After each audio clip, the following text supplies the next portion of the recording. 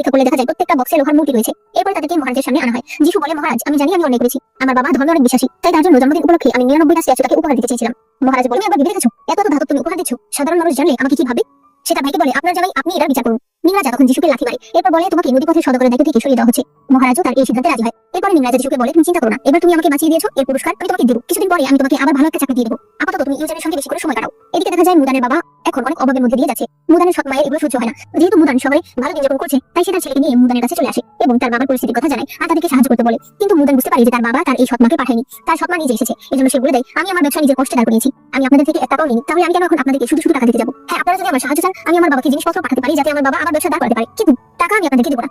তার সৎ মা তখন রেগে যায়। সে বলে, তুমি সবসময় নিজেকে নিয়ে এত প্রাউড ফিল কেন করো? তুমি তো এটাই জানো না যে তোমার মাকে আসলে কেউ মেরে ফেলেছিল, তোমার মা কোনো অসুখে মরেনি। এটা শুনে সে প্রচন্ড অবাক হয়ে যায়। এরপর সে তাদেরকে কিছু টাকা দিয়ে দেয় আর দাফুকে তার মায়ের ব্যাপারে তদন্ত করতে বলে। একদিন পরেই সে জানতে পারে তার মাকে বিষ দেওয়া হয়েছিল, আর বিষ দিয়েছিল গ্যাংয়ের সেই আঙ্কেল যে কিনা অনাথ বাচ্চাদের দেখাশোনা করে। মুদান সরাসরি তার কাছে যায় এবং তাকে তার মায়ের ব্যাপারে জিজ্ঞেস করে বলে, আপনি কি আমার মাকে মেরেছেন? সে বলে, হ্যাঁ। সম্পূর্ণ রাজ্যে প্লেগ ছড়িয়ে গিয়েছিল। ওই সময় আমার পুরো পরিবার শেষ হয়ে যায়, কিন্তু যারা ধনী ছিল, যাদের ওষুধ কিনে খাওয়ার টাকা ছিল, তাদের কিছুই হয় না। তাই আমি একজন ধনী মানুষকে খুঁজছিলাম যাকে আমি শেষ করে আমার পরিবারের সঙ্গে পাঠাতে পারি। তখন আমি তোমার মাকে পেয়ে যাই। সে আমার পরিবারের কথা শুনে আমাকে কাজ দেয়, আমাকে টাকা দেয়, কিন্তু আমি তার ভিক্ষা চাই না, আমি তাকে ওই সময় বিষ দিয়ে দিই। মুদান তার কথা শুনে বলে, আপনি মনে করছেন আপনি বিচার করেছেন? আমার মা কোনোদিন কারো খাত চাইনি, আপনি এটা কি করে করতে পারলেন? সে তাকে মারতে চায়, তবে তখন ইয়াং এসে চাকু ধরে ফেলে।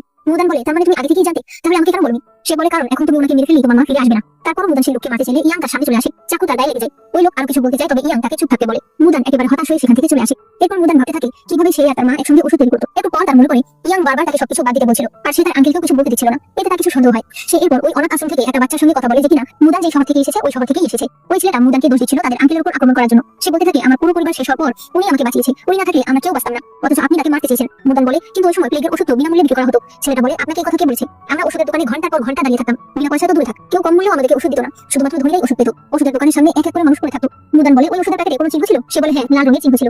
মুদান বুঝতে পারে এগুলো তাদের দোকানেরই ওষুধ, কিন্তু তার মা তো অনেক ওষুধ বানিয়েছিল বিনামূল্যে দেওয়ার জন্য, তাহলে সেগুলো কোথায় গেল? এই বিষয়ে জিজ্ঞেস করার জন্য সে নিজের বাবার বাড়িতে আসে এবং তার বাবাকে জিজ্ঞেস করে। সে বলে, বাবা, আপনি কি বেশি টাকার জন্য ওই ওষুধ ধনীদের কাছে বিক্রি করে দিয়েছেন? তার বাবা বলে, না, আমরা একটা এলাকায় থাকি, ধনীদের শুধু টাকা না, ক্ষমতাও বেশি। বাঁচতে হলে আমাদের তাদের কথা শুনতেই হয়। তোমার মা কিছুই জানো না, সে মনে করতো তার ওষুধ গরিবদের মাঝে দিয়ে দেওয়া হয়। তবে এই সব কিছুই ধনী লোকেদের কাছে যেত, যেটা সব আমার হাত দিয়ে গেছে।